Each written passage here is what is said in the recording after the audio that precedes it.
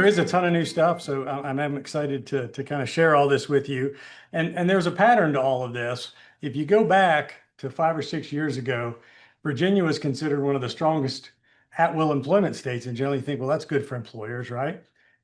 And it was, right? Made a very business-friendly state, but there were not nearly as many state employment protections. You had all the federal discrimination laws that don't pick up a lot of smaller employers, but not a lot of state benefit or leave protections or sort of any of those things, and pretty strict rules for the stuff that was out there. And so that really started to change back in 2020, and we had a raft of some statutes, some whistleblower protections for employees, some expansions to the Virginia Human Rights Act, a whole bunch of things that started to kind of bring Virginia really more in line with where most states were. And so this is kind of a continuation of that, and sees Virginia adopting a bunch of sort of standards about non-competes, about paid leave, about family and medical leave, about all kinds of things that kind of bring it in line maybe with more other states. And so you can see that as a positive thing from an employee protection standpoint. Does add some challenges for employers, certainly. And so we've got a bunch of things that basically increase exposure for employers. And the idea of that is to motivate you to do the right thing. But we also have this stuff now moving down and picking up a lot of smaller employers that didn't have to worry quite as much about getting all this stuff right, that now sort of are in the bucket. So under the Virginia Human Rights Act right now, down we got employers with as few as 5 employees, and that can be even across multiple businesses if you control and own them and have some joint sort of management there.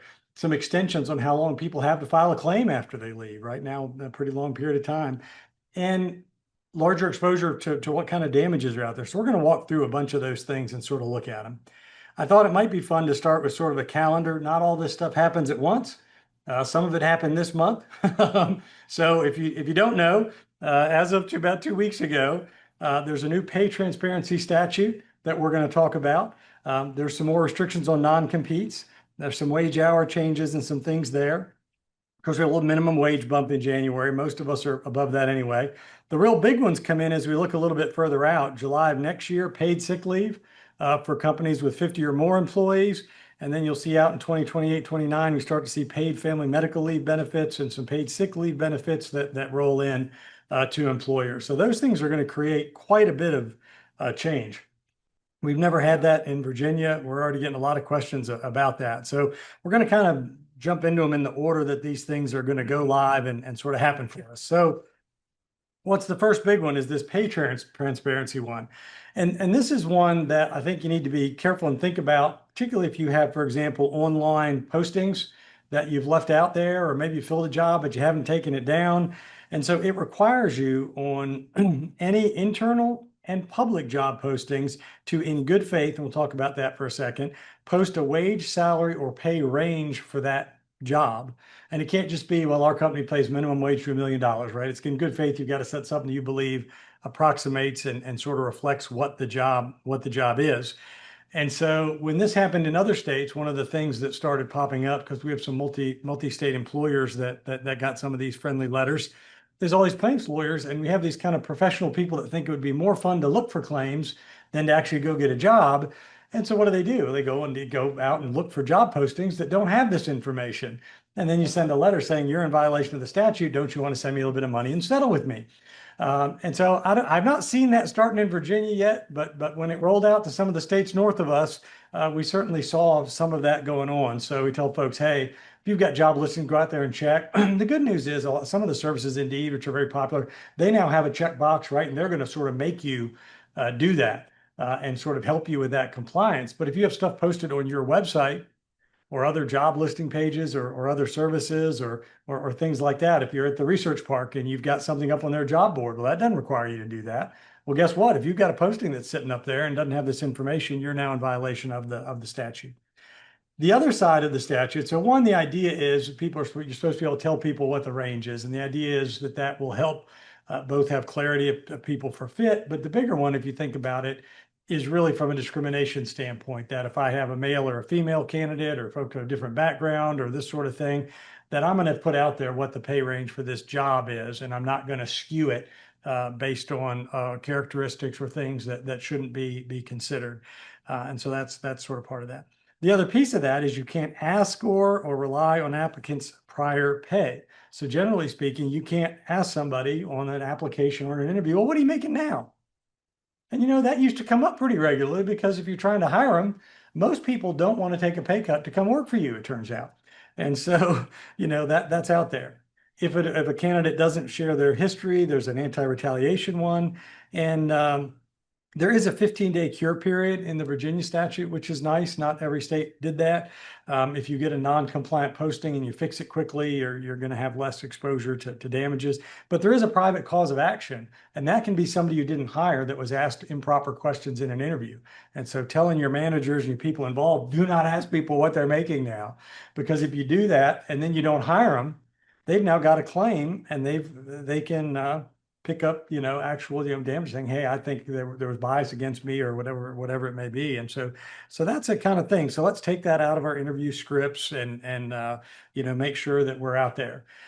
So this is that's a pretty big change for Virginia. We've had that in some other states. The enforcement stuff is kind of interesting here. The Attorney General can bring an action. People have a year to bring one. An employee can bring their own action if they don't do it. Now, is the AG's office going to get involved in a one-person case? Nah, I don't think so, right? I mean, they got better things to do. But systemic problems and things like that, you're going to see them probably get involved with that. But the tiers go up pretty quick, right? $1,000 first time you get it wrong, and then $5,000 per unlawful posting after that. So if you were a big company and they sent you a warning and you didn't do it, and you had 20 job postings out there, you could get a pretty sizable bill for that. And so, there's lots of states that have a statute about it. And now there's only a couple of these that allow a private right just for a job posting violation, not discrimination in the hiring sort of practice. And so the exception is pretty narrow. And so when you see some, oh, well, if they bring it up. So if an applicant volunteers it unprompted and only after an offer, right, you can talk about it. So the idea is, if you're in the ding and you tell them, well, the starting pay for this job is $70,000 a year. Our range for engineers is, as you probably saw in the ad, was 70 to 85,000. And they say, well, I'm making 90 now, brother. I'm not coming if you don't pay me 100. Then in supporting our number, making a counter, right, you can consider that, and that's okay. But they have to have unprompted it. You can't say, well, the salary range is 70 to 85. How's that sit with you, right? You got to be careful, because if you do something that is inducing them or seems like you're soliciting them to tell you, that's actually a violation of the statute. So you can't ask it to screen out. And if they volunteer it, you can't use it to set a lower salary, only to support a higher number.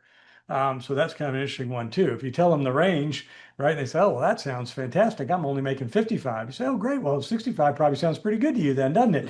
And so they say, well, they don't really want you doing that either. Well, you set a range. Why are you not paying within that range? And so that brings up the next one, and the one that I'm getting a lot of questions of from employers, more in the mid-size, sort of range is, well, how the heck am I supposed to set these ranges? What does that mean? Well, in typical fashion, they don't tell you, right? Good faith under the statute is not really defined very specifically, but there's some guidelines. And so if you think about good faith, they say it's a totality of the circumstances test, but that an overly broad range can violate the statute. So the idea is don't pick one that's minimum wage to $100,000. Don't pick something that's massive, right? But within a job grouping, you can have a reasonable range, right? Well, we might hire an entry level, software developer for 60, but a really experienced guy, we might pay 130. That's okay if there's some rationale around that. And obviously the best evidence is, what do you actually pay the people in those jobs now, right? They're probably in some range. And if you allow a little bit lower and a little bit higher, you're probably on pretty safe ground. I'm not gonna worry a whole lot about that. I think the place where it gets a little riskier is if you start creating a range. One of the things that was a big thing with big companies and public employers back in the day was pay grades or pay bands. Oh, well, this is a pay band 26, and so that's here. If you actually have looked at the job and done some study to support that, great. I think you're in pretty good stead probably. But if you just create big bands, right, we're going to create 4 or 5 bands for every job in the company, that I think is probably a little bit risky under this statute. And I certainly would say, yeah, I think I want to stay away from that if I can do it. And so the best thing to do, you don't have to share that methodology with anybody, but if you ever got a claim, someone might ask. And so my view is typically, hey, let's document somewhere what our process was. We recommend folks look at their job descriptions at least once a year, right? Has the job changed? Are the duties different? Are the physical things different? What are we doing? And so we probably now with that ought to be developing a pay band right there on that job description, because that's part of right what we have to do when we run an ad. Now, if you don't find anybody in your pay band, can you pay more? Well, of course you can, right?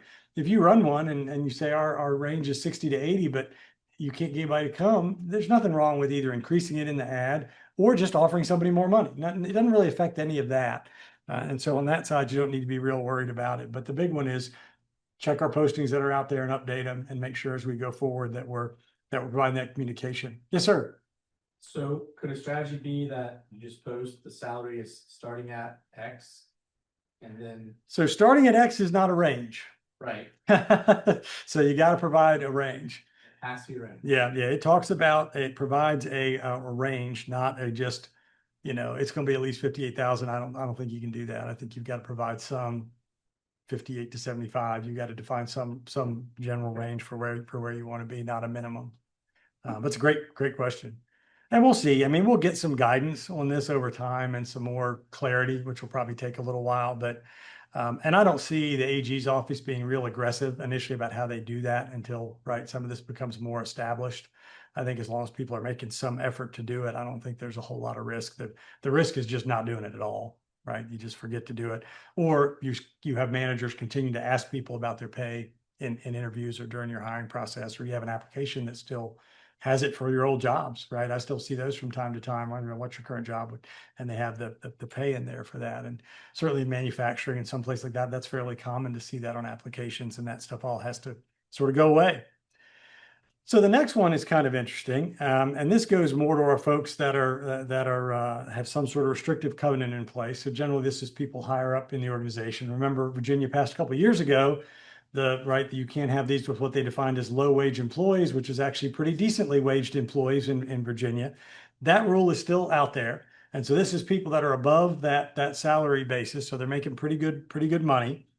And here, if you didn't provide for them and disclose to them that you were going to provide severance if they were terminated without cause, even for somebody that's making $100,000 a year, that's your vice president of marketing, that has a don't solicit and don't steal our customers when you leave, if you didn't in that non-compete tell them, and if we let you go that cause, we're going to pay you 2 months, then you can set something. It's just got to be something, right? The adequacy of what that needs to be. Can it be $1? I probably wouldn't recommend that. Can it be a few months? That statute doesn't really force you into any particular value.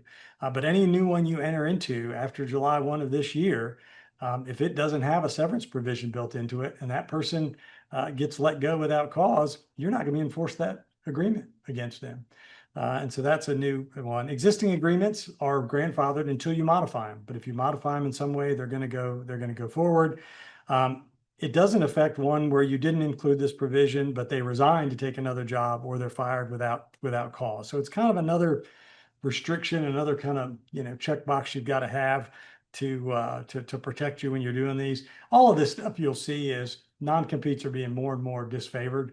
I would tell you the bulk of our clients, absent pretty narrow circumstances of a job where there's some particular need, have moved away from those. They might still have some solicitation restrictions.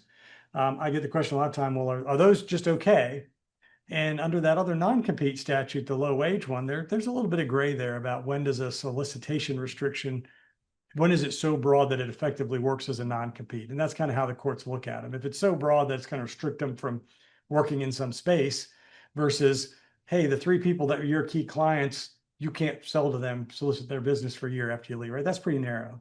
If you can't solicit anybody who sells automotive parts and you're in the auto industry, right? Well, that's probably going to work like a non-compete and fall under the broader rules. And so now we've got one more layer, but most people are moving to narrow and narrow, protect my confidential information and trade secrets. You can do that with any employee, but we're seeing less and less of these other restrictions because they're so disfavored.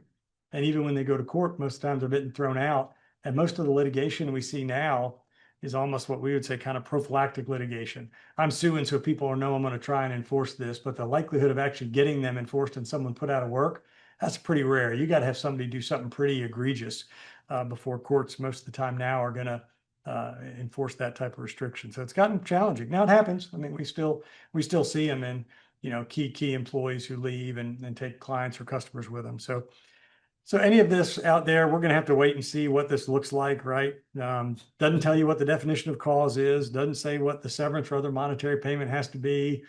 Do we get clarity in some amendment to this or some guidance over time? Probably. So right now, my view is be fairly conservative. I think if you define cause in the normal sense that we all think of, and you have a couple months of severance or something, you're probably pretty safe. The other one that's even broader is if you're in the healthcare industry. Generally, anyone that's a licensed, registered, or certified by the Board of Medicine, Nursing, Counseling, Optometry, Psychology, Social Work, all those people, no non-competes. And this is try and really provide some protection. One of the areas where we saw a lot of litigation was medical providers trying to move between practices. It's disruptive to patients who want to stay with the provider. It's sort of like lawyers, right? They don't allow them for lawyers because the idea is if my law firm gets rid of me or I decide to leave, my client shouldn't have to get a new lawyer in the middle of some lawsuit when they've paid me to learn it or I know their business from the middle of doing some work for them.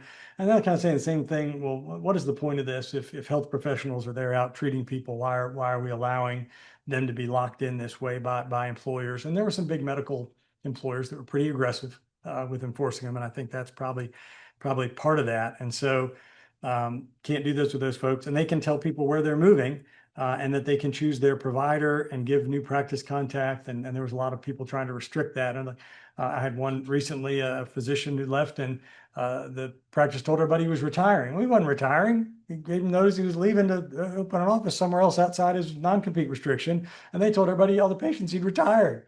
So you see a lot of that kind of stuff going on because patients are, a commodity. They generate revenue for a practice.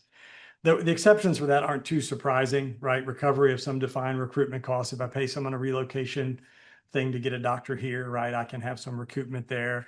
And then narrowly drawn sort of solicitation type agreements, you can have some of those. And then obviously if you sell your business and get money for it, that might be a different thing. So we're seeing these type of restrictions get narrower and narrower and narrower. The old statute allowed a low-wage employee to bring an action. Now, obviously, if you violate this severance provision or some of these other restrictions, those folks can bring one too. Courts can enjoin you. They can do all kinds of fun stuff. There's a $10,000 per violation ban. So if you have a bunch of non-competes, yet people continue to sign after this statute went in, that could get pretty expensive. If you have 10 people sign, agreements that don't have that clause and violate the statute, you could start to get into an expensive place. And of course, this low wage ban, which I think for this year is at this $1,500 a week, which is almost $80,000 a year. Anybody under that, you can't have a non-compete with. You can't enforce it. If you have an existing one that's sitting around out there, that's okay. But if you go to enforce it, that's going to be problematic. And so you want to be mindful of that. And we still see folks with old ones out there, and the action place we're seeing some activity there is they send a letter to somebody who's left reminding them their obligations, and they get a nice letter back saying, you just violated the statute by threatening to enforce a non-compete that's unlawful. So you need to be thoughtful about where you use those. So then we get into some of the ones that kind of affect a little bit broader. The first one is what's called the Virginia Human Rights Act. And for those of you who don't pay a lot of attention to that, that's sort of Virginia's version of Title VII, ADA, all these federal statutes that protect people from discrimination in interviewing and getting hired and pay and termination, right? Hostile work environment claims, all those sorts of things. That's Virginia's version of that. The federal statute under Title VII is 15 or more employees. Some of the federal statutes are 20 or more. And so basically, unless you get above that, you're not falling under the federal. If you're above that and you're an employer that's in between, you now could be subject to claims in both, right? You could be subject to a claim in federal court under those things or state court. Well, what's happening is we're starting to see state court be a more attractive venue to bring claims. And the reason for that is in federal court, there's actually a cap for how much the damages are against a smaller employers. There's some size caps on what you can recover. The state statute, no cap. So the risk of getting a big jury award to an employee in state court is actually higher, and that holding up. And so there's some other things that make the state statute more favorable. Virginia, it's hard to get cases dismissed in state court. You can't use somebody's deposition testimony to ask court to dismiss it. So in federal court, when there's discrimination suits, a lot of them get thrown out because you can take a deposition, ask discovery, get documents, put in affidavits. You can put a bunch of evidence and go to the judge and say, Judge, on these facts that are not disputed, no reasonable jury could find that this person was fired because of their race, that they were not hired because of their disability, whatever the claim is. In state court, you can't use that much of that evidence. You can only use what are called admissions, that you send them a request for an admission and they admit, yep, I admit that I, was high the day I came to the interview. Okay, well, that's pretty good. I can use that. But I ask a deposition of all these people, I develop a bunch of evidence. I can't use it. And so for a lawyer that's filing a claim has more settlement value, maybe in state court, because the employer's got to say, well, I know I'm going to win, but what's the cost of going through trial? It's going to be pretty high. And so now we have a longer deadline. They moved it out to now it's 300 days out to 2 years. So you've got a pretty long period of time that an employee who's left can still bring a claim. It used to, at one point in time, it was 180 days to file an EEOC charge and go to federal court. That's all you got. After 6 months, you're pretty much in the clear as an employer. Now we have a 2-year window under this. So obviously making sure if we have an investigation, if we have an issue pop up, that we're keeping the records that long. But the problem with that, of course, is employees leave, things change, right? A lot can happen over time. And so broader protection for employees, smaller employees are brought into this threshold. Employees now have a pretty long period of time to decide to bring a claim, that you have risk of a suit being out there. So what does that look like? So Title VII, those caps don't apply.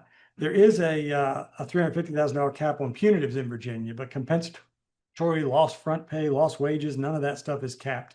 And so, and most of this stuff can go to a jury. The other one that surprises employers is affiliates aggregate. And what does that mean, right? Well, I've got a little real estate business and I've got 2 employees there, but I also run a little marketing business and I've got 1 employee there. And I also have myself and my wife on my payroll. Well, guess what? Now I got 5 employees and I'm covered by this statute, even though I'm thinking about this LLC over here really only has 2 people.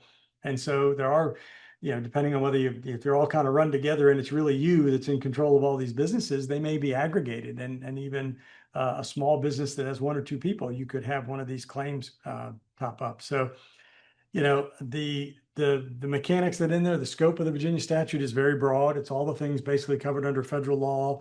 Also has protections for sexual orientation, gender identity, all of these protected categories. And retaliation by itself is a claim. And so that's an interesting area where we see a lot of activity, which is, hey, somebody brings a complaint, maybe doesn't have any merit, and you address it, but someone says, well, gosh, I feel like I got treated differently after I raised that concern, or I participated in this investigation. I came forward and said, I thought the way Mary was being treated wasn't right. And, after that, I think that was a factor in my not getting promoted. I didn't look like a team player. That's retaliation, and you can get a claim for that type of thing under these statutes. So that's a big thing. So we want to be aware that we really need to get serious. We used to say, employers that are covered under the federal stuff, let's do our EO training every year. Let's train our managers, right? What to do if someone mentions something that involves harassment or discrimination or a hostile work environment, right? Well, now, boy, you got 5 employees. We better be thinking about that and doing that. Maybe a smaller group of people to talk to, but what are we doing to do that? So that's, I think, a big issue. And one of the defenses you get, and we've talked about this in some of our prior ones, is in federal court, one of the affirmative defenses to a hostile work environment claim, meaning a claim where someone wasn't terminated based on their race, for example, but says they were treated differently in the workplace, or I was subject to sexual harassment, but I didn't get fired because of my gender, but I was being harassed and there was inappropriate treatment. So that type of claim, in federal court, you get this affirmative defense that if you can show you have a policy against it, that you train, that when people bring complaints, you handle them in good faith, that you take action when you find your policy has been violated, you protect people from retaliation, that's what's considered kind of a safe harbor, right? If you do that stuff and the employee doesn't come to you and give you a chance to fix it, it's much harder for them to go to court and try and sue you, because you say, well, wait a minute, how was I supposed to know that you felt like you were subject to hostile work environment? You never told me. Well, I was afraid to. I didn't think you'd do whatever. If you meet that kind of good employer test, you get this defense. And so we'll wait and see how that plays out. I suspect that will be applied in the state court cases too, but we don't have a whole lot of cases under the state statute because it's so new. And it's really a challenging area because, I've got one of these cases in front of a local court now, local judge. He said, I'm a state court judge in Virginia. I mean, I'm hearing domestic cases, I'm hearing criminal cases, I'm hearing breach of contract cases, I'm hearing car wreck cases. I've never heard an employment discrimination case in my life. I've never heard a disability case. What's a disability under the state statute? And the federal courts are used to, they've been defending these cases, right? In front of juries since the 90s. So it's a real challenge of like, what's going to happen as these cases work their way through. Most of them so far are looking at the federal stuff and saying, well, these are pretty analogous. We're going to come, but they're not really, there's nothing that legally requires them to not look at it differently or more broadly. So it's really kind of an interesting area. We're also seeing some overhaul of our wage hour statute now. Wage claims, overtime claims, misclassification claims, they're available for what's called a collective action. So generally in Virginia, if you all worked for me, right, and I was not calculating your overtime properly or not paying you, when you come in, you made to stay over and I'm not paying your time, whatever it is, right? I'm engaging in some violation. You'd have to sue me individual, each, you'd have to bring your claim. Now, on some of these, you can bring a collective action on behalf of a group of employees, which makes them more attractive for lawyers to take, obviously, and maybe makes employees feel a little more comfortable kind of doing that. There's lots of states that have that. We haven't really had a lot of that in Virginia. And so that statute now has a 3-year statute of limitations. Under the other statute, it used to be a 2-year and 3-year for willful. So we have a pretty broad time period that you can go back. And now this is wages under this statute is not just salary and that sort of thing. It's also any type of commission, bonus, right? Any type of other compensation that folks get out there. So you think, okay, well, this is interesting. There's potential individual liability under this statute if you do this stuff wrong as an owner or a manager who's in control. One of the few statutes where you can get personal liability as a business owner has always been under the employment statutes, right? If you have your employees and you allow them to work and you know you don't have the money to pay them, right? And they came out and worked those last 2 weeks and you were trying to get the other thing closed, you really wanted to get it done, but you knew you were out of money. You can actually have personal liability for that as an owner of the business. And so there's some things like that where that employer definition here is a little broader and there's circumstances. So you got to take that stuff sort of seriously. The AG can bring these claims, but now, a lot of the ones we're seeing are individual claims. We'd already started seeing more of these smaller wage claims being brought in general district court, people suing for $10,000 or $15,000, $20,000 in small claims court. You go down, you fill out a form, you get a trial date, you get a hearing date in a month. And we're starting to see some of those. And I think we'll see more of that now under these statutes because there's the more that people can pick up and more that they can collect. All these remedies in this time period also apply to what are called misclassification suits. We're not going to talk about that a bunch today. But remember, we talked about this in this last one. What came in is this statute that we're still seeing people get in a lot of trouble over. And I still see problems with really way more regularly than I would want to, is people treating folks as independent contractors that are really doing work an employee would be doing. And so the idea is you bear the burden under this misclassification statute of showing that anybody you pay on a 1099 meets the IRS test to be an independent contractor. So, right, the guy mowing your lawn out front of your business, right? Well, you're not in the business of mowing lawns. He is, right? He does it for other people, holds himself to the public. He brings his own lawnmower, has his own equipment, right? You pay him based on getting the thing done, maybe pay him $50 a time and maybe pay him by the hour, whatever. But, right, that's somebody that looks and smells like an independent contractor. Or I'm not in the business of doing websites. So I hire Henry and say, hey, can you contract and do my website for me? Well, I'm not in that business. It's a project. It's a defined thing. It's not in my business. That probably looks like an independent contractor, doesn't it? But if I'm in the business of doing websites and I bring somebody on part-time to do some more and I pay them on a 1099, now wait a minute, right? Because that's my business. They're not really bringing any tools. They're not really at any risk of profit or loss. I'm paying them $80 an hour to do whatever work they do. I start to get a little nervous about that one, right? That probably doesn't pass the current test. And so if I bring people in to train or do specialized things, right, you can still use independent contractors, but using them to do part-time things that are in your business, right? Or to come in and do kind of day-to-day market, you got to be really careful with that. And you better have a written agreement and you better have looked at whether they're out there, or you can have one of these misclassification claims. When do those come up? Well, they come up when the relationship goes bad, right? Well, and they think you owe them a little bit more money. And you say, well, I know you weren't working 20. I've got your logs. You billed me 40 hours. I know you didn't do 5 hours of work. You weren't logged in the computer for 40 hours. And you get a dispute.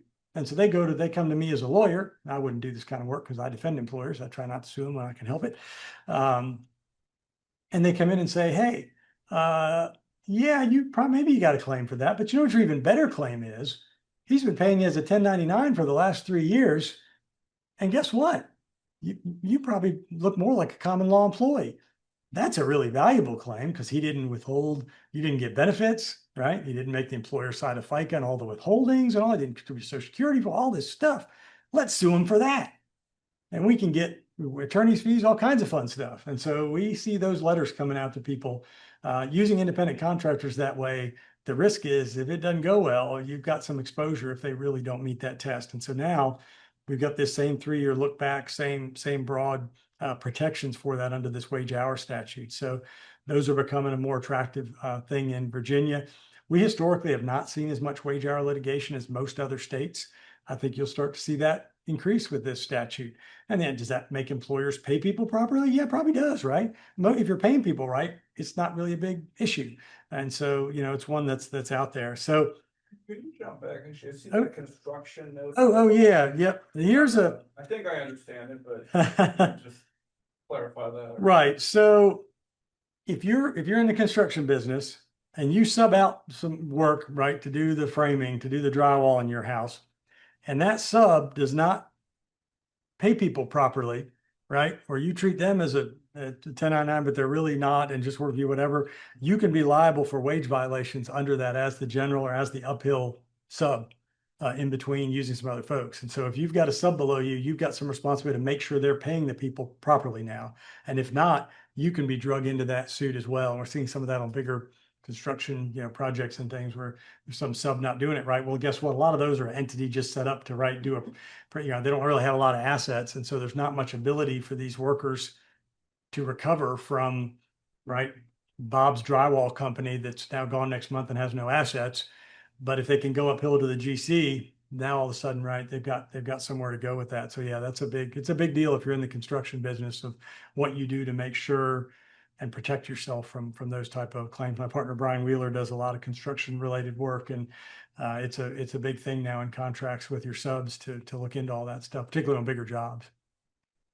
So then the damages math. So this is where it gets really scary. If you mess up wage hour stuff, it's not just that you owe them the back pay, but you owe them double the back pay, plus interest, plus prejudgment interest, plus their attorney's fees. So even a wage claim like that's a violation that you, for example, weren't paying overtime properly, or somebody you deemed them as an exempt employee, and guess what? They're not. They're actually a non-exempt employee that's entitled to overtime, and you weren't paying it. Well, gosh, it's not too bad, right? They only worked $5,000 of hours in the last year. Okay, great. Well, make it 10, add, 1,000 or 2 of interest, and add some attorney's fees. And all of a sudden that couple $1,000 claim is a $15,000 or $20,000 claim if you don't go and fight it too far. And if you know that you were doing it wrong and you kept doing it, it's treble damages. And so if you have multiple employees being paid wrong, that's where it can get really kind of brutal. So there's a lot out there under this to kind of be aware of. The consequences of getting it wrong have sort of gotten up there. And what is that driving? I mean, one of the things that we're doing a lot of, it's funny, we had a big push of this. We had all those changes back 5 or 6 years ago in 2020, and these changes rolled out and went through all this stuff of COVID. But all kinds of people kind of doing audits and looking at what they were doing and trying to make sure they're complying with all these different rules and directives for COVID and that stuff for all these new statutes. And what we're seeing now is I've had more requests to come in and audit or help HR departments or help hiring managers, help owners say, hey, have me look at this. Let's look at our job description. Do we have people categorized right? Are we paying everybody correctly? Are we doing anything right? Are we meeting all these new standards? And you'll see when we get into some of these other leave things, I think that's going to increase. I think that's a really good idea. It doesn't take a lot of time to do that and getting ahead of it and fixing it. And, people are sometimes afraid, whatever. Do you have to tell people if you were doing it wrong?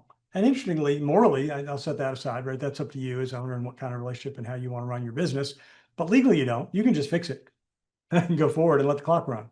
But not doing anything or not knowing you have a problem is really where the big risk is.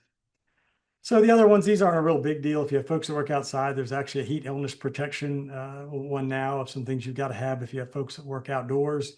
some folks that's out there. And then obviously, if you have somebody who's a volunteer or emergency responder, they now have some protections. Lots of states have that. Virginia's now joined the group that if you have folks who do that, they've got some job protection if they have to respond to an emergency and miss some time from work. So be aware of that if you have folks in that bucket. So that's this year. Is that enough for this year? Oh, yeah. Okay. So, well, we're halfway through 26 already.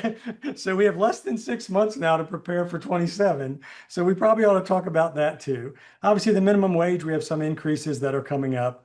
I'm not too worried about that. I mean, obviously, the things we look at for most employers are, does that drive any wage compression? How we calculate tip math, right? Do we have some entry level? Do we have interns that we need to think about making sure we're doing this right? Those sorts of things. We get that question sometimes of, folks think that interns and college students and people that want to come work for you and volunteer for free, you don't have to pay them minimum wage. Guess what you do? Unless they're getting credit and it's primarily for academic benefit and it's through that type of program, somebody that just wants to come in for the summer and be a volunteer intern. If you're a nonprofit or you're the government, wonderful. If you're a private employer, you're violating, you just set yourself up for one of these wage hour claims we just talked about. So make sure you're paying the folks. They get overtime too. They get everything, just like a regular employee. So here's the big one: paid sick leave doesn't go in for everybody. You see, it's kind of a tiered system. It's going to start in 1 year from the first for 50 or more employees, folks. That's a lot of our clients and folks. Then we have kind of this second wave of kind of mid-sized employers, people with 25 or more employees. And then out in January of 29, it's going to be down to everybody. And so it's coming for you at some point. And so the thing that comes up here that I always tell everybody freaks out when they first see this. Most employers, even mid-sized employers, a lot of folks have moved to some sort of PTO, right, balance and bucket that they use. If you already meet that accrual and usage rule, right? In other words, you're more generous than what this accrual would be, you're good. You don't have to provide a separate paid sick leave benefit. But if you have a paid sick leave separate from vacation, it's got to be at least this generous. If you put it all in one big PTO bucket, the big thing is, do you meet the accrual? And if you front load it, right, then you're fine. But if you have an accrual system for PTO, it's got to be at least as generous as the statute. There is a cap and a carryover and some things like that that you use. And so you just need to go look at your plan and say, does what I have meet it? If not, do I want to adjust it a little bit? We've seen a lot of folks, because now in kind of the current universe, so many people have remote workers in other states, and lots of states now have different paid sick leave ones, and they have different accruals and they have different carryovers and all this fun stuff that we end up doing a lot of handbook supplements. I've got folks near here that have 25 employees and they're in 7 different states, or have 50 or 100 employees and they're in 17 states. And so a lot of folks are front loading and trying to do things to make this simpler, saying we're going to have some reasonably generous PTO. We don't want to get into having different accruals and different things in different states. And so now I think Virginia's kind of in that bucket of thinking about what we want this to look for. There is a fairly broad definition of family and who can take it. So when you look at your statute, the list is this: how do you accrue leave and what do you give? Is it PTO or is it paid sick leave and vacation? Does it meet the accrual and carryover under the statute once it kicks in? All right, let's go down to number 2. What do you allow people to use paid sick leave for?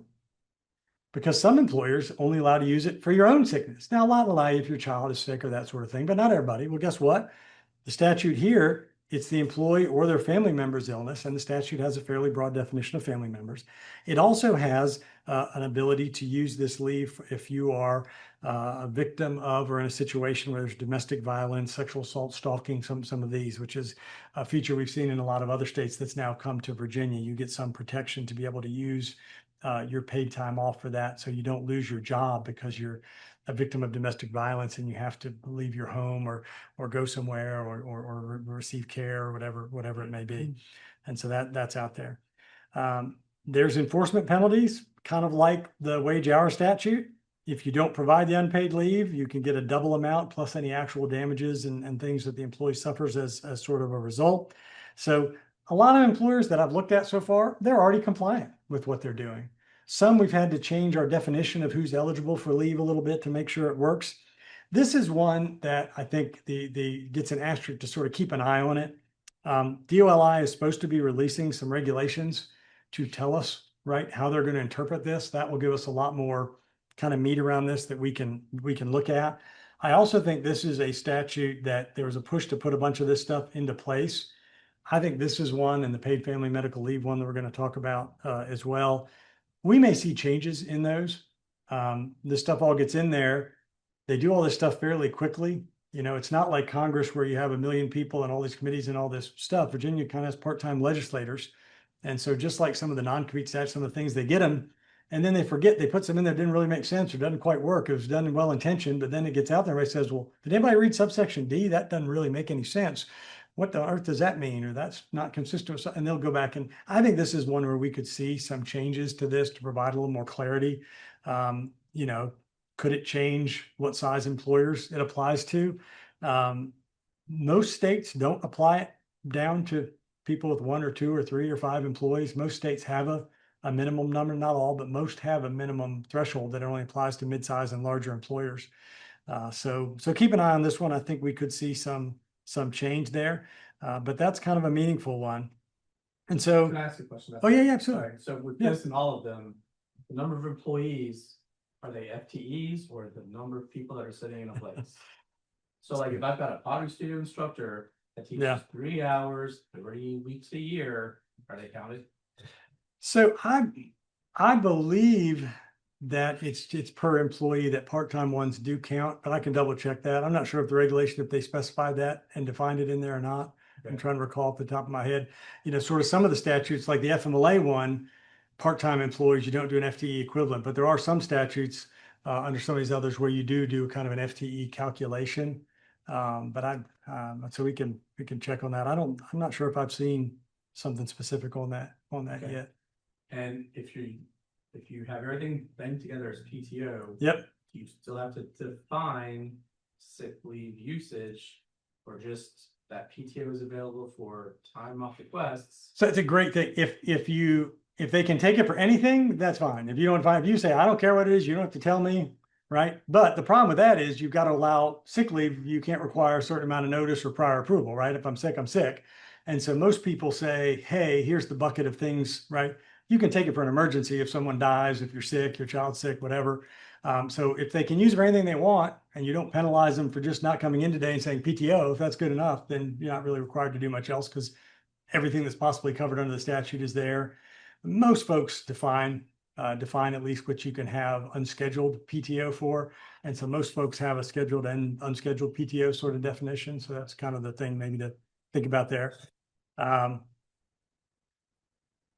If you look at sort of regular rate under this, you know, obviously when you get paid sick leave, it's always got to be at least minimum wage. If you have bonuses and weekly sort of bonuses, sort of like overtime can incorporate some of these other dollars and your overtime rate can go up, that you calculate this sort of blended rate. It's the same thing for when you pay out sick leave. So you want to think about that. So, yep. Just to make sure I'm clear on that. So we offered like 80 hours of PTO and 40 hours out of that was defined as not needing to be scheduled in advance. That would be compliant. Yeah, Okay. yep, I think so. Yeah, I think you'd be good. You don't have to do any payout when people leave. If you rehire them within 12 months, they get back whatever they accrued. And so that's a good thing, right? There's some states that do have some payouts, but not many. That's pretty expensive. So that's going to be, it'll be interesting to see what we get in the way of regulations and how much more sort of clarity we get about that statute. Then we get the next big one, which is paid family and medical leave, where we're getting out there. And here you can see in October of next year, they're going to set a contribution rate. They're going to start collecting premiums in early 28. They're going to start benefit payouts in December of 28. This is going to be funded in part by a payroll tax, sort of like you pay the VEC. And so many of you, may not pay a lot of attention to it, but if you had some unemployment claims, you're a new business, right? The VEC applies a rate to you and they're going to tax you, right, at a certain percentage of your payroll to pay money into the unemployment system. And the idea is that over time that will pay out any claims that you have.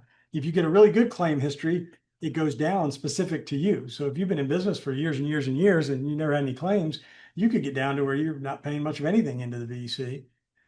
If you are maxing out your claims, you could be at the max. Well, here you're going to basically have a number that they set. Their initial calculation that's in the notes of what they think it might be is basically a little under 1%, 0.75% of payroll. And so you're going to have basically a kind of a 1% additional withholding tax that's going to be on the employer side. And so what's going to happen out there? It's going to provide up to 12 weeks per year. What's interesting, it's not at their wage. It's generally 80% of their average weekly wage, but it's capped at a maximum amount of this $1,500 amount. So very high wage employees aren't necessarily, you're not going to have to pay them 12 weeks of paid leave. You know, FMLA obviously is unpaid leave. You can allow use of other paid leave. Here you could allow PTO and that sort of thing as well. So you're really highly compensated employee that they may cap out and only get $1,500 a week. And it's still $6,000 a month. But you know, if you're making $250,000 a year, that's not going to get you up to where you are. But for lower wage employee, there's a floor and a ceiling. And the idea is that those folks will have a meaningful wage benefit when they're out for new child, serious health condition of self or family member. If you look at it, it looks kind of like the things that FMLA covers, right? Same types of use cases. Basically, what's going to happen is if you have more than 10 employees, you can deduct part of it from their wages and then contribute it. It's up to you if you want to charge the employee their half of it, or if you got to pay it into the state either way. If you want to make the employee pay half, you can do that. And then if you're 10 or fewer, you get a little more favorable treatment. You can deduct basically half of the amount, and that's the only part you have to pay in. And so the idea is the state will take and the system will cover a little bit of this for small employers, and then the bigger employers will have an obligation to pay in a calculated rate that's has built into it to have some slight subsidy for smaller employers. And so, you know, that's a pretty new concept in Virginia. And the benefit is basically making sure that they have that. One of the things that we see is, you know, how does that work? You know, FMLA, there's very detailed regulations about how you stack other available paid leave, that if you put it in your policy and tell the employee up front, then their PTO, right, can count. You can make them use it during FMLA, or you can give them the option. You can use that to cover paid leave you have. And so we'll get some more guidance on this over time. But this is a statute that says has pretty broad protection. And this is where it really kind of diverges from FMLA. So FMLA, to kind of make it less burdensome for employers, you've got to work for somebody, right, for a year before you get FMLA. You can't come in, work for me for a week, and then go on FMLA and have job protection and reinstatement and be out for 12 weeks or 26 weeks for military-related leave or something like that, right? You've got to work 1,200 hours, and there's an hours requirement in the prior year of how many hours you've worked. You've got to work at a work site where there's 50 or more employees in a 75-mile radius. So you have to have a certain amount of service, certain amount of hours in the prior 12 months. You've got to work at a work location where there's 50 other employees in a 75-mile radius. So here we have a totally different eligibility threshold that does not match the FMLA stuff at all. And so there's certainly situations, particularly for employers that may be out of state or may have remote employees where, right, I've got 5 or 10 employees in Northern Virginia, I've got 10 in Roanoke, I've got 3 in Virginia Beach, I've got 4 people working remote in different offices that do sales.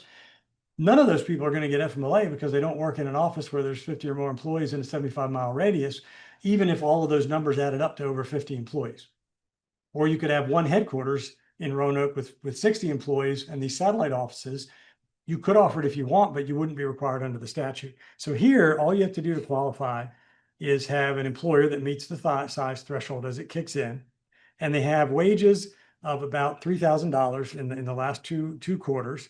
Self-employed people, some opt in, and there's some things like that. The federal and state government employees are not included in this. So they just basically have had to earn a little bit of money from you. And once they've earned over 2 quarters this minimum amount of money, guess what? They're there. They don't get the reinstatement and job protection. So the statute basically says if I go out for that for less than the 12 weeks and I'm able to come back, I get reinstatement to my job. But that only is going to happen here if I've worked for you at least 120 days. If I've got enough wages and enough time to be under the statute, but I haven't worked for you for kind of for that 4-month period, I might get some protection under the statute on there, but I'm not guaranteed that I get my job back when I come back, right? If it's a position that we need to go out and rehire. So what they call safety leave, that's the stuff related to domestic violence, stalking, those things. There is a cap on how much of that you can use per year. One thing that's going to impact folks a lot is health insurance benefits have to be maintained there, and it's not considered an absence for meeting coverage and eligibility requirements for your health insurance plan. So the VEC is going to basically reset this contribution rate annually to keep the trust fund above right what the payout is. They are talking about having a process here, and there's some other states that do this. I don't know that I have anyone in. I know New Jersey is one of them, that you can do your own VEC approved plan that's at least as generous and cost the employees the same or less. So if you want to go out, there's going to be some mechanism. We'll see what it looks like when we get regulations in more detail. But when some of these other states, for example, you can go buy insurance to cover this leave and to pay people. And then as long as what you charge the employee is less than what they would pay into the state fund, and the benefit is at least as generous, you could have a more generous system. You could maybe, and the idea is if the private sector is more cost effective, right, at ensuring paid medical leave for employers, or people are big and want to do a plan that they can get approved by the VEC, well, that ought to be okay. And if they can do that for 0.5% instead of 0.75% or 1% or whatever the state plan ends up being, they ought to be able to do that. It does provide in the statute that if somebody's eligible for FMLA and you're over 50 employees and they're eligible, that those things are going to run together, and you're going to have both of those kind of run at the same time. But whole new calculus here when you get into doing leave once this kicks in for job protection, in particular for smaller employers. I mean, historically, when I have a conversation with a mid-sized employer that's not covered by FMLA, our conversation when we start talking about medical issues, somebody being out, they need more time, what do we talk about? Well, how much leave do they have? Are they going to go out on short-term disability, something like that? And then the conversation pretty quickly goes to, well, the other thing that's going to give them protection if they're above the threshold there is the ADA, right? Disability. Is this something that's a disability? Because in that case, a reasonable accommodation might be some additional leave before you let them go, even though they're out of leave. So now we add to that list, we still got to think about that, but now we got to think about this 12 weeks of paid medical leave under the state statute that we're going to provide. And then at the end of that, you still have the ADA question of if this is a disability that caused them to be out with some additional period of time, can they come back? And so you might not be able to terminate on the next day. Now, if they still don't know when they're going to come back and you're out in week 13, yeah, you're probably going to be okay at that point. And so we have this whole new kind of structure we go through and we talk about, A, what do they get while they're out? Is it paid? Does the statute provide a benefit? And then B, well, they're gonna get that payment. And here they're gonna get that paid benefit. That one is gonna come out of this state system, kind of like unemployment does. And that's kind of a weird thing because some employers pay people while they're out, and how does that play out? Or do you keep doing that? Or because some salary folks we provide paid some additional paid leave, and so does that affect whether they're getting stuff out of the state? Out of this other piece and the fund. And so there's a lot of things though that they're going to have to sort of get sorted out on sort of how we administer that for employers. Then we'll see what happens out there. There's some stuff that didn't pass. There was a right to work repeal effort that Virginia's still a right to work state that did not go away. There was some collective bargaining statutes. Most of that won't affect most of the folks here, but that's out there. So my view is we don't have to do everything at once. But we want to make sure we know when the effective dates are. We want to make sure we're ready now on pay transparency, non-completes, all these fun things, and some of these wage statutes. And we really want to be very, very focused on telling our folks, all right, let's step back. And so I wanted to save a little bit of time at the end to kind of walk you through the process that I'm following with folks, and then have a few minutes for questions with us on all of this. So what's the process if you do these things? Oh my goodness, what do I do? Well, first, right, if you're not the business owner, let's go talk to that person and say, hey, we got some stuff we got to take care of here. We might be a week or two behind. Let's get rolling on this if not. And a lot of folks have done it. And let's come up with a process to look at sort of what we're doing. And to my mind, all of this stuff argues for a more systemic, sort of thoughtful process to pay for our employees, right? And for how we handle leave and benefits and what written policies we have. And so if you think about that bucket, when I come in and say, all right, let's sit down and look, what do you have in the way of policies? And that part's sometimes the easy part to start with, but we're going to kind of push it to the end, the handbook piece, and start with the job description, the pay transparency. And so when I see that, I say, okay, if we're going to look and have to do a pay range for every job, Shouldn't we make sure we've updated the job description for every job? Have we not done that in the last few years? So let's do that. Let's do our pay rate and make sure we're putting that in our ads. Let's determine whether these jobs are properly exempt or non-exempt. We talk about that. I think when we did our seminar on employment law last year before, we did a little section on that, the kind of misclassification for exempt, non-exempt status. I don't know if everybody remembers that, but to those of you that were able to join us. But that's one that we still see folks getting wrong all the time. And so we have these different exceptions, right? If I'm a doctor, there's professional exemptions that apply out there. If you have an engineer, right? If I'm an accountant working as a CPA, but just the degree doesn't do it, right? There's professional managerial ones. If I'm a supervisor and I regularly supervise 2 or more employees, that's my primary job duty, right? As long as I'm above the salary threshold under the statute, then I can be a salaried exempt supervisor and I don't have to pay this employee overtime. If I'm a manager, I can do that. There's an administrative exemption, and this is where people start to get in trouble, right? I put my office manager in as an exempt administrative employee. Are they exempt?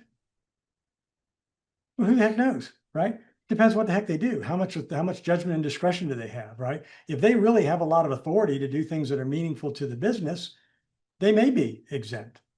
But if they're mostly doing ministerial stuff and following direction and really don't have a lot of independent judgment and discretion as to things that are important, or maybe they have a little bit of that, but they're spending 75% of their day just doing administrative support stuff, right? Processing invoices that come in, answering phone calls, doing scheduling, processing expense reports. Well, that doesn't take a whole lot of judgment and discretion, does it? And so those administrative ones, that's where we see a lot of folks getting themselves in trouble because they're putting people in that bucket that really aren't spending more than 50% of their time doing things that require some real judgment and discretion or where they have the real exercise of authority in how the business is operating. Now, obviously, your vice president of sales, probably an exempt employee, right? They probably got a reasonable amount of authority. And so it's these in-between ones where we get into the gray. We still see a lot of folks misclassifying IT and computer support folks. There's a computer professional exception, but it's really programmers and people designing your network infrastructure. It's not the help desk and support person, right, that's rolling things out. And so if we're going to do all this, let's look and make sure we've got people properly categorized. And then let's look, okay, how are we tracking time? How are we rounding time when people clock in and out? How do we track time for these non-exempt employees? Do they have to punch a time clock? No, but I have to have some way of generating a record for every work week of what hours they actually worked. How am I going to do that, right? Is it a code? Is it a system? Is it a sheet they fill out? What am I doing to keep track of that? What am I doing for overtime? Do I have a process that I'm capturing overtime? What's the biggest overtime risk for non-exempt employees in today's world in most every one of your businesses? Anybody want to guess? How many of your employees have cell phones and text message with you and talk to you? That's the biggest one all the time, right? You're following up with something after hours. You send somebody a text message. They responded to emails in the evening or looking at stuff. It's that kind of informal after work hours. The statute says if you suffer or permit someone to do work, that's compensable time. So if you call them on their drive in to work before they clock in, and we had this case in a case last year, employee worked at a facility. He drove in. The manager, the guy that ran the terminal, came in earlier than him. He's there trying to get orders, trying to get everything scheduled for the day. So he would call the guy and talk to him while he was driving in about things. Well, there's Joey there. Is that order ready? Where are you? All this stuff. Well, guess what? You just made his drive compensable time because he's on the phone talking to you about work. And people, the same thing. If they're at home and they're regularly responding to emails or expected to return a phone call or they're doing work off hours, all of that's compensable time. So do we have a system to catch that? Or to tell people don't do this without permission? Like, how are we managing that? Because what most employers do is we just ignore it. We treat it as like a little bonus. Yeah, Bob took care of that for me. That was great. I really appreciate it. I didn't think to tell him and put down 20 minutes of time for that. Right, that you just spent looking at that email, looking at that proposal for me so we could go out because I didn't get to look at it till after you'd left for the day. And so when I'm going through this whole thing on this wage hour stuff, I want to get all that stuff right. I tell folks, give me a list of anybody you paid on a 1099. If I've got people's names on that list, yeah, we need to talk about that, right? Because that's not a company we contracted with. That's a person doing services. That's what they flag. So has anybody, I don't know if anybody on our audience has had an audit from the VEC or a wage hour audit in the last year or two, their checklist now asks you for a list of every individual that you paid on a 1099 last year. Why? Well, the VEC wants to figure out, are those really people that should be employees? And we ought to be collecting, right, money for unemployment, because that person can file an unemployment claim. We don't care what you called them. You called them a contractor, but guess what?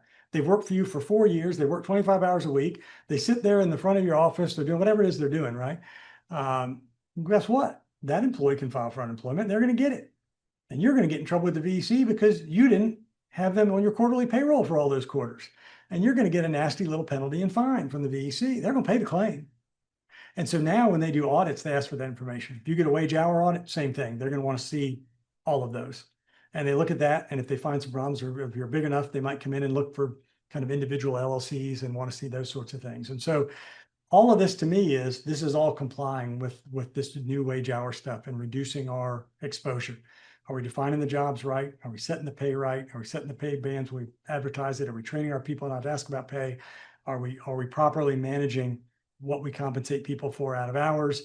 If we pay bonuses, are we rolling them back into these compensable time? Anything other than a discretionary bonus, if someone gets overtime, increases their overtime rate.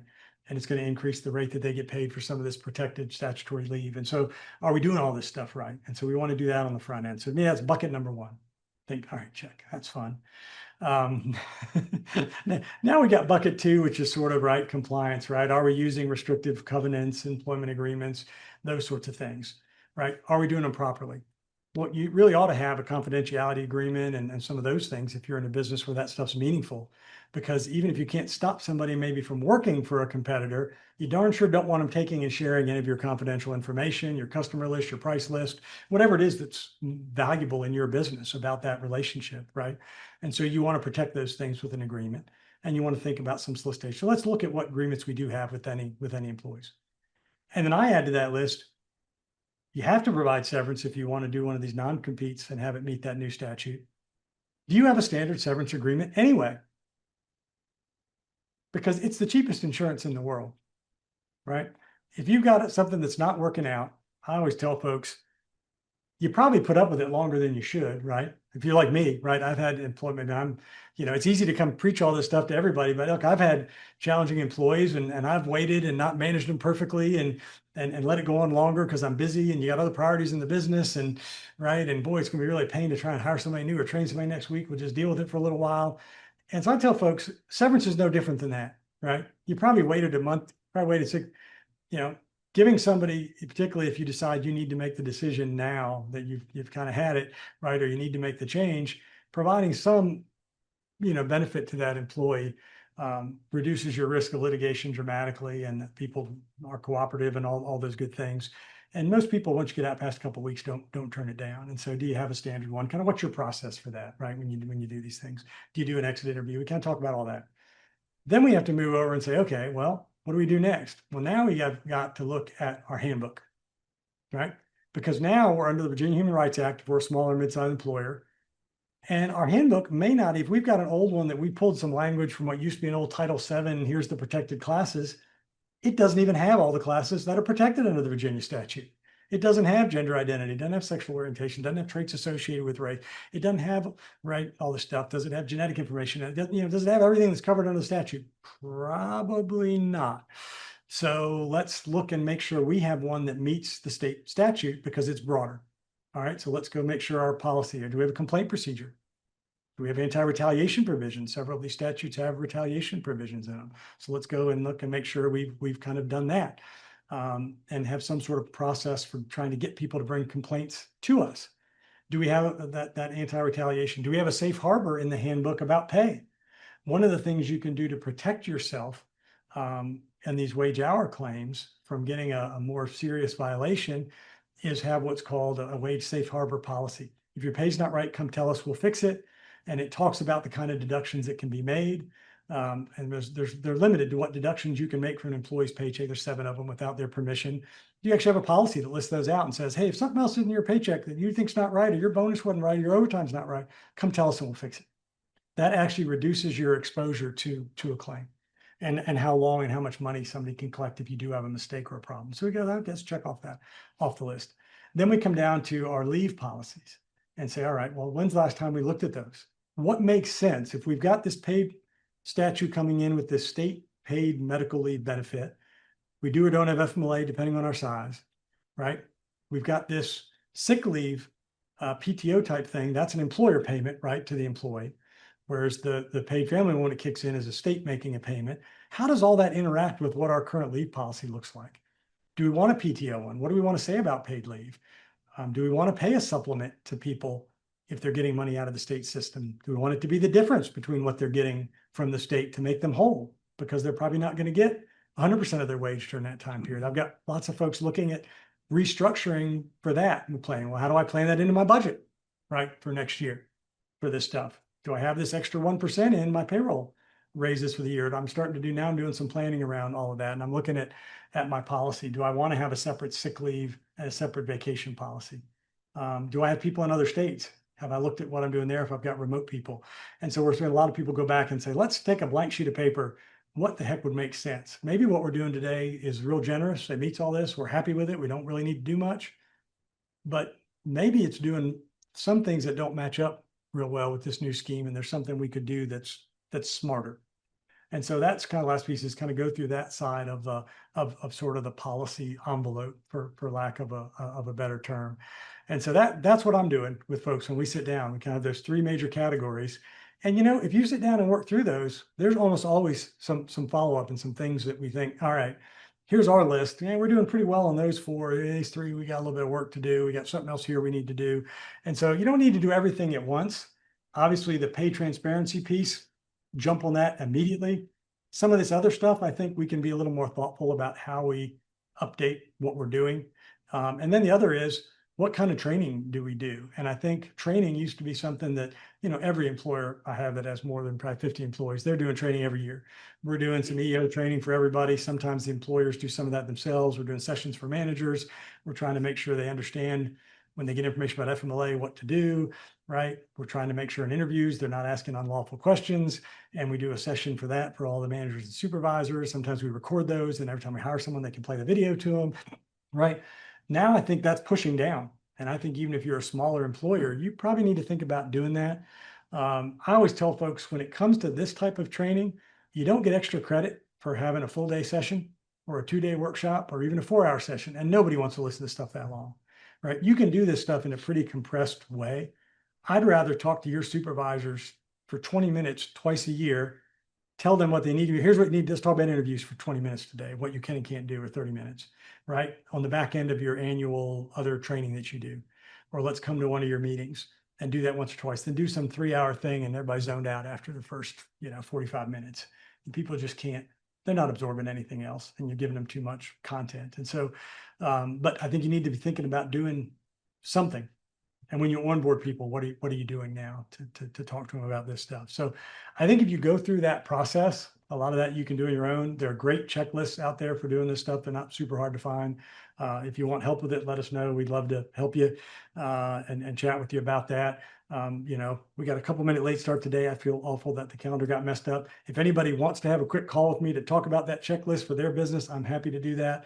And we'll do that as kind of part of this program, and they'll charge to somebody if you want a little bit of feedback on that to make sure you're thinking about it the right way and have a quick phone call for 15, 20, 30 minutes, whatever. Happy to do that with you individually. And so I think that gets us through everything that I wanted to tell you that's changing. And I think we've got about 5 minutes for some other Q&A if we've got more questions. And I don't know if there's a way for me to see if there's questions online. I'll Okay. mention it. Okay. I have a question. Yeah, in the yeah. meantime. So my wife does a lot of weddings and things like Yeah. that. It's a big industry where wedding season happens, someone's second shooting here, a lot of subcontracting. Yeah. Are there things that need to be looked at there as 1099 that as she's subcontracting people Yeah. to make sure that, hey, they're doing what they're supposed to do? Where's the liability fall? So you're not in the construction business where you have the statute now that's pulling that up to her. Right. So generally speaking, the part she needs to worry about is, right, this is a season, I'm bringing somebody in to help, right, for this short period of time to do a bunch of work. But that's probably in my business. That's probably an employee, even though that's maybe a temporary one, maybe it's whatever. That's probably a W-2 employee. unless they're in the business of surprising staffing support and things or something like that, right? Then maybe you have a little thing. So you got to be careful about if you do a one-off with somebody and you hire a DJ to come do a wedding. Well, obviously he's in the business of being a DJ. Right. I'm not worried about that. I'm worried about the people that are coming and helping you set up the room and they're working the event with you that day. Is that a part-time employer? Can that person be a contractor? Right? Do they have risk of profit or loss? Do you set their hours or you can tell them what to do? That person starts to look like a part-time temporary employee, don't they? That's probably the biggest risk in that type of business. And it's hard because it's so seasonal. People want to say, well, just come in, I'll just give you $10.99. If somebody comes in once, do I worry a whole lot about that? And it's $500. I'm not going to lose a lot of sleep because the exposure is not very much. But if I've got some people during that busy season that I'm paying 5, 7, 8, now I'm kind of worried about it, right? Because that could be an expensive bill to get on the back end. And I want to make sure I'm doing that correctly. Does that come with some trade-offs? Yeah, there's some risk those people could file for unemployment when your season's over. And you might have to build that into your model. And so there are things that can become a challenge there. But I don't think they have to police a true contractor that they hire. I hire Party Central to come set up all the chair. I don't know what other company that does it now. Somebody to bring in the chairs and tables. I don't have to figure out if they're paying their Right. people right. I don't have to worry about that at the moment. In Well, most businesses. As her as a photographer, it's usually Same like, thing, hey, yeah. I've got another photographer that's gonna be here for 4 hours. Yeah. Not. Yeah, and that's somebody, they're in that business, right? That's a thing. I mean, I don't have a lot of concern unless that person is just there with you all day, right? I mean, you could cross a line there where you're managing them too much, but typically they're doing their own thing, they're getting their own approval, they're providing their own equipment, they're charging whatever they want to charge, you're not setting their price, so that, but it is one you got to think about a little bit. I also have a 1099 question. Yeah. We have 2 employees that are in similar but different situations that I think are in like the confusing gray area. So one of them used to work for us doing design work, and Yep. then he decided to leave and go off and do his own thing. Yep. And he is working for not just us, for multiple other Yep. companies, but he is doing a job that exists in our company. Yeah. We are hiring him as a subcontractor Yep. to do it. Yep, Is- that's great. Smack in the gray area, right? Because you got some Yeah. things, he holds himself out to the public and does it. He's Yeah. not working full-time all the time for you. You Mhm. probably don't set his hours, let him do it whenever he can do it, subject to deadline, right? So you've got some, you go down this IRS checklist Yeah. and you've got some things that fit. The problem is you've also got some things that look like an employee, right? Yeah. It's the thing, something you have other employees doing, and he's Yeah. providing additional staffing support to do it. And so that's there. He doesn't really have a lot of risk of profit and loss if you're paying him hourly, right? Mhm. It's not that he can be more efficient and do it. He's not, maybe he's providing tools, maybe he's not, right? Some of that, there's some restrictions. He has And to so- bring his own- Yeah, and so that's a gray one. And to me, when I look at those, I say, all right, what's the level of risk?